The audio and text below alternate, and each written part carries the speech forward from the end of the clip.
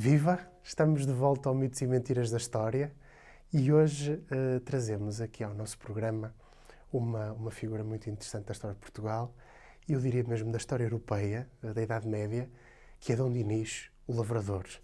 Assim conhecido, assim ficou na nossa história, mas como vamos ver, é muito mais do que o Lavrador, muito mais. Estamos no século XIII, na passagem do XIII para o XIV.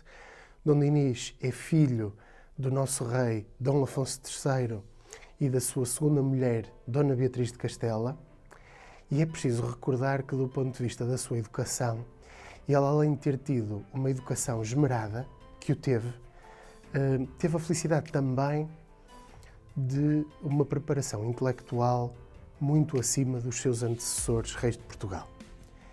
O que é que quero dizer com isto?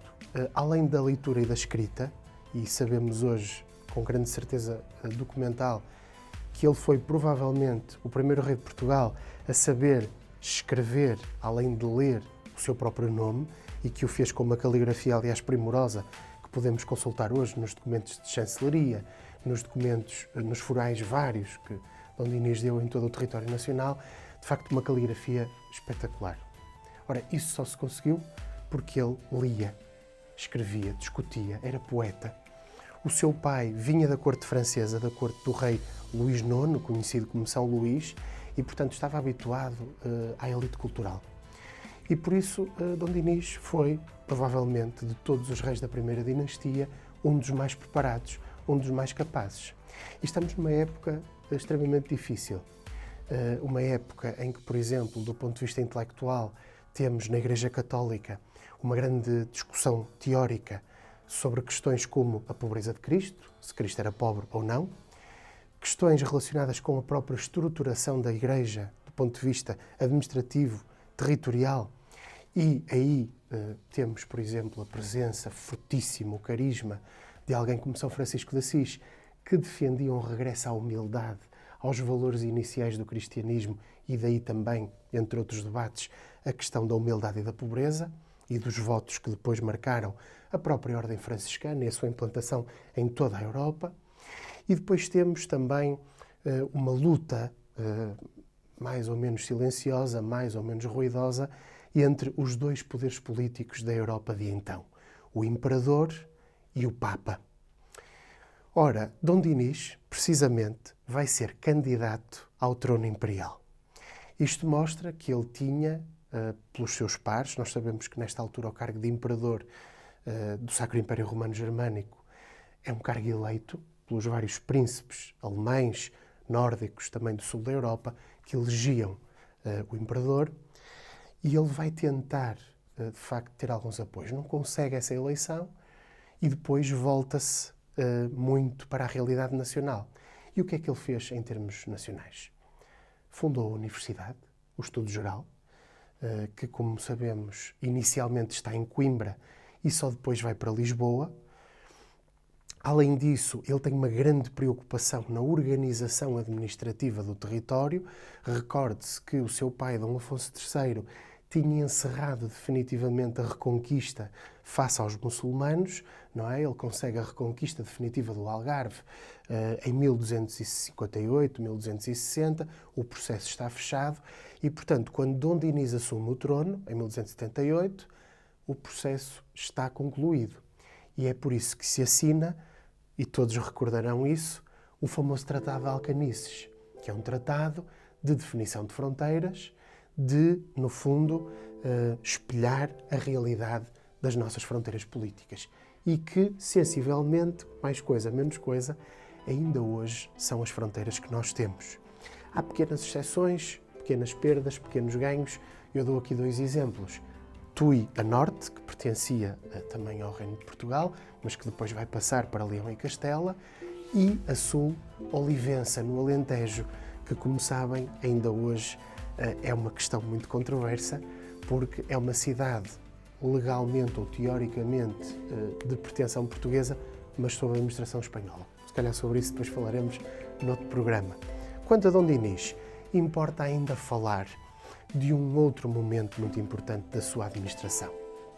E esse momento é o momento em que ele transforma a Ordem dos Templários, a famosa Ordem dos Templários, que em toda a Europa tinha imenso património, imensos bens, muitas igrejas e bens civis também que lhe eram entregues. Recorde-se que esta ordem tinha como objetivo garantir a segurança dos peregrinos no seu caminho para a Terra Santa, para os lugares santos, onde Jesus Cristo morreu e viveu, e, portanto, era uma ordem extremamente importante na Europa. Ora, no princípio do século XIV, em que a Europa se precipita para uma crise económica, social e política, a Ordem dos Templários está debaixo de fogo.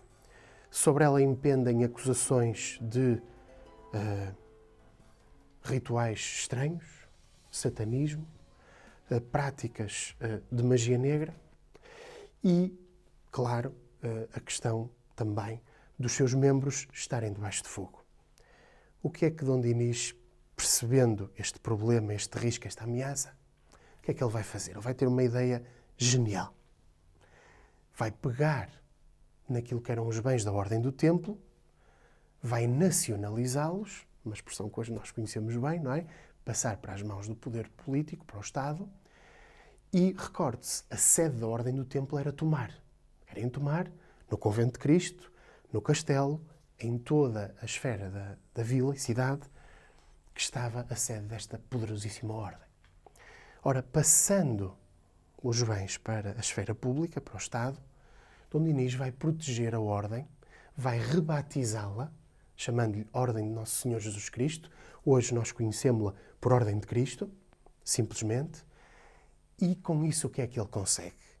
Que os bens desta Ordem sejam salvos da senha destruidora que, através do rei de França, que tinha perseguido esta Ordem e que tinha, precisamente chamado a si todos os bens, porque a França estava numa grande crise económica, todas estas riquezas, que as de Portugal, pelo menos, ficassem livres deste ónus e que, portanto, não transitassem para esta grande confusão que foi o processo templário e a execução dos templários. Recordar aqui também, neste Mitos e Mentiras, que foi numa sexta-feira 13 que os templários foram executados sumariamente, sem dó nem piedade, e, como sabem, sobre isso ainda hoje há imensos relatos de perseguições, de sonhos, de pesadelos, de pessoas que depois os perseguiram e, sobretudo, um mistério. Onde está o tesouro templário? Ninguém sabe, ainda ninguém o encontrou. Há muitas teorias, uma delas de que estaria e estará em Tomar, debaixo do Convento de Cristo, não sabemos, mas de uma coisa temos a certeza. Dom Dinis teve a argúcia, a liderança, a qualidade política suficiente para compreender e antecipar um problema. E não só isso, enriquecer o país, valorizá-lo, fazê-lo crescer. Reparem que ele deu numerosas cartas de foral de norte a sul do país. Os seus antecessores já o tinham feito também.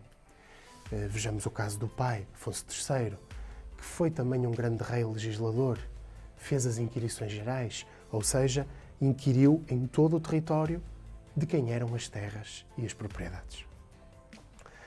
O rei Dom Dinis vai continuar esses passos, mas não vai ser um rei consensual.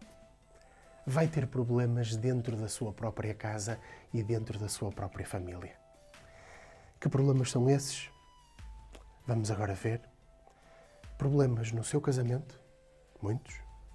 Problemas com o seu filho, varão e herdeiro. Ele teve apenas 2 filhos legítimos, Dom Afonso e a sua irmã. E vai ter muitos problemas com o filho, muitos. Dom Afonso vai disputar ao pai o trono, mesmo antes dele morrer, por uma razão muito simples. O pai preferia os filhos bastardos em vez do filho varão. E, inclusivamente, tinha por um desses filhos bastardos, Dom Afonso Sanches, que depois vai ter um papel preponderante na Casa de Barcelos, casando com uma herdeira dessa casa, e que tem hoje, provavelmente recordar-se-ão, um belíssimo sepulcro em Vila do Conde, no convento de Santa Clara, naquele alto que mira toda a foz do rio Ave. Este filho bastardo era muito parecido com o pai. Gostava de poesia, de cultura, era alguém também bastante predisposto e intuitivo à mudança, e o pai queria, de facto, quem sabe, nobilitá-lo e até dar-lhe o trono. Ora, o filho varão, Afonso, o bravo, futuro Afonso IV, não vai gostar disto. E decide tomar uma decisão radical. Vai fazer guerra ao pai e vai desafiá-lo para uma luta cara a cara. Essa luta esteve para ocorrer na Batalha de Alvalade, mas só não aconteceu por uma razão. A Rainha Santa Isabel, uma mulher prudente, serena, lúcida, evitou esse conflito, colocando-se montada numa burra com o seu séquito entre pai e filho. Naturalmente que perante este gesto da mãe e da esposa, ninguém avançou. E a guerra amansou, apaziguou-se. E agora falemos sobre Isabel, precisamente. Recordemos que ela era aragonesa, era, portanto, originária daquilo que nós hoje conhecemos como a Catalunha e a região de Aragão, que lhe está a norte, e casou com 13 anos, aliás, 12 anos, por procuração, com Dom Dinis, sem o conhecer. Sabemos hoje, e estão, aliás, a ser feitos exames periciais a Dom Dinis, que está sepultado no convento de Odivelas, e sobre Odivelas já falarei, vou terminar com Odivelas. O rei era mais baixo que a mulher, era mais pequeno. O rei tinha cerca de 1,65 m. Dona Isabel tinha 1,80 m, era uma mulher alta para a altura. A relação entre eles não foi fácil. Porquê? Dom Dinis tinha várias amantes. Perguntarão, mas isso era próprio do tempo? Era, é verdade. Era cultural nessa altura. Mas a Rainha Santa não foi completamente, por um lado, ingênua, por outro, alguém que aceitasse isso com facilidade. E olhou sempre para essa situação com alguma tristeza. Há quem diga também que o facto de ela ter ingressado numa ordem religiosa, ter-se feito clarissa, foi resultado desse processo de desapontamento.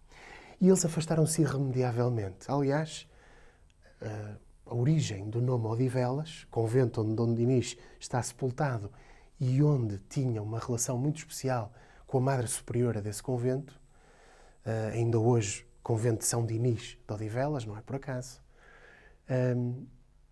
Dona Isabel terá dito várias vezes, e de vê-las. E, segundo a tradição popular, segundo a lenda, esse e de vê-las teria dado origem ao que nós hoje conhecemos como o topónimo Odivelas. Não sabemos se é verdade ou não, é um mito, quem sabe, mas uma coisa temos a certeza, documentalmente falando. Dona Isabel viveu os últimos anos da sua vida totalmente afastada do marido. Nada quis saber dele, ele escrevia-lhe, ela umas vezes respondia laconicamente, outras não respondia. Fixou-se em Estremoz, onde morreu, e nesses últimos anos virou completamente as costas a Dom Dinis, mostrando-lhe que estava efetivamente zangada, revoltada com a sua atitude. O Milagre das Rosas todos o conhecem, eu não vou aqui reproduzi-lo, mas é também uma prova de que, enfim, a relação entre ambos tinha as suas nuances, mas há uma coisa que eu lhes posso dizer. Foi o funeral que se fez desta mulher, sobre a qual depois também falaremos noutro programa. Uma coisa impressionante. O funeral foi desde o Alentejo até Coimbra, a pé. As pessoas a acompanharem a urna da rainha, o esquife, e estávamos em julho do século XIV. Muito calor. Mesmo assim, do sul de Portugal para o centro, o povo não esmoreceu. e foi sepultar a Rainha Santa em Santa Clara, onde ainda hoje está, não no convento junto ao Mondego Santa Clara a Velha, mas no convento de Santa Clara a Nova, como sabem, devido às cheias e devido às dificuldades que as subidas do rio e do seu caudal proporcionavam, que aliás estão marcadas muito bem no edificado. O convento de Santa Clara foi recentemente restaurado e tem as cicatrizes do tempo nas suas paredes, aliás muito belas. Eu convido-vos a visitarem, assim como Santa Clara a Nova e aquele belíssimo túmulo de Mestre Pero, onde está gravada, como quem manda desenhada, toda a vida de uma grande mulher e também do seu marido. Relação, enfim, tensa. Tiveram apenas 2 filhos. Depois, como lhes disse, os restantes foram bastardos. E, de facto, Dom Dinis foi este homem interessante, curioso, paradoxal, muito um homem do seu tempo. E não há dúvida nenhuma que, se nós fizermos uma leitura panorâmica de toda a história de Portugal, entre as várias figuras excelsas que por ela percorreram, não há dúvida que temos que destacar Dom Dinis, o lavrador, e, se calhar termino desta forma, o lavrador porque também defendeu a agricultura, porque também defendeu o povoamento e, claro, todo o território que tinha à sua frente para administrar, as questões dos pântanos, a plantação do pinhal de leiria, para evitar, precisamente, intempéries, problemas, crises, a aposta que fez na navegação. Não se esqueçam do que dizia Fernando Pessoa na mensagem. Dom Dinis, o plantador das naus a haver.